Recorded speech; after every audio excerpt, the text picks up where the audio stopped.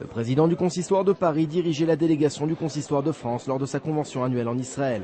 Joël Mergui est revenu au micro d'InfoLive TV sur les objectifs et le bilan de cette visite. Là, c'est effectivement le dernier soir de cette semaine. Nous sommes ici à l'ambassade de France. C'était une semaine très chargée, très variée, comme toutes les conventions du consistoire que nous organisons depuis maintenant les années 2000, depuis le début de l'intifada.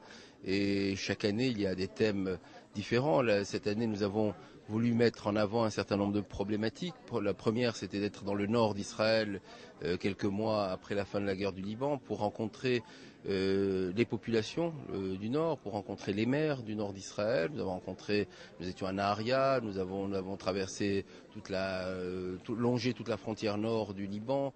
Nous avons fait une journée avec le KKL, nous avons pu découvrir les réalisations du KKL dans le nord d'Israël. Donc ça, c'était la partie, si on peut dire, nord d'Israël, très variée, très forte, avec beaucoup de rencontres et beaucoup d'émotions.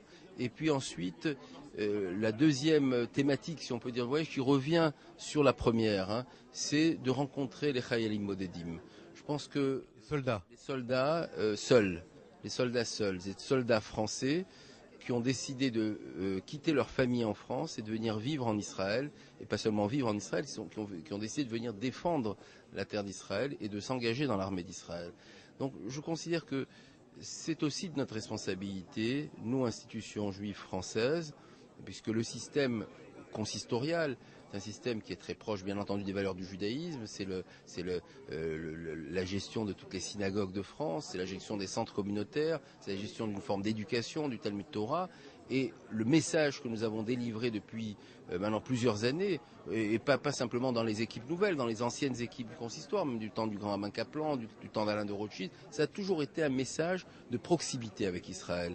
Or, ce message de proximité a fait qu'on a vu que la communauté juive de France est un lien permanent avec Israël, que la communauté juive de France a été très présente dans les moments difficiles, qu'il y a effectivement des juifs de France qui décident de venir vivre en Israël, et il y a un certain nombre de jeunes juifs qui décident de venir s'engager dans l'armée en Israël et qui sont sans leur famille.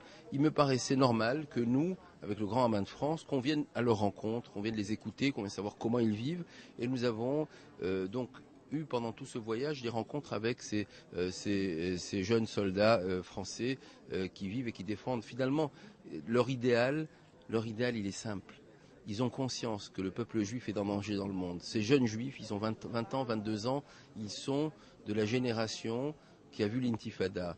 Ils sont de la génération, pour certains même, puisqu'il y en a qui sont venus très récemment, qui ont vu l'antisémitisme avec l'assassinat de l'un de leurs amis, Ilan Halimi. C'est une jeunesse qui est désemparée et qui a conscience qu'il faut défendre non pas simplement la terre d'Israël comme une terre d'Israël, mais la terre d'Israël comme la terre de sécurité du peuple juif dans le monde.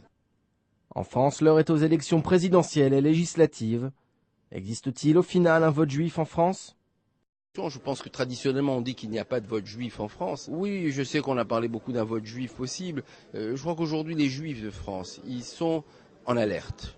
Ils sont en alerte. Chaque juif de France, on peut se dire qu'il y a quelques années, il n'y avait qu'une petite partie des juifs de France qui étaient en alerte. Aujourd'hui, je crois que tous les juifs, ce qui s'est passé ces dernières années a fait que même les juifs, si on peut dire les plus assimilés, les plus loin de la communauté, se sont retrouvés plus proches de la défense au moins d'Israël, parfois plus de la communauté. Donc ils sont en analyse de ce que vont nous dire et de ce qu'ils sont en train de nous dire les différents candidats pour, effectivement, en plus du choix que fera chaque juif de France en fonction de sa sensibilité de citoyen. C'est-à-dire qu'il y en a qui sont ouvriers, d'autres qui sont médecins, d'autres qui ont chacun ses préoccupations personnelles, qui vont analyser s'ils sont plutôt de droite ou plutôt de gauche dans le message politique général.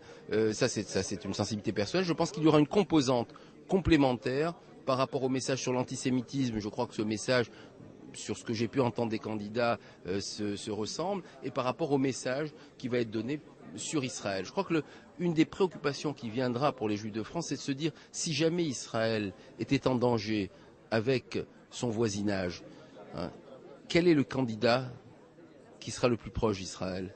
Et ça, nous sommes en attente vraiment des réponses, des analyses qui se feront dans les semaines qui viennent. Le consistoire, principale institution représentative du judaïsme français, attend des candidats à la présidentielle des prises de position claires quant à la montée de l'antisémitisme et aux menaces qui pèsent sur Israël.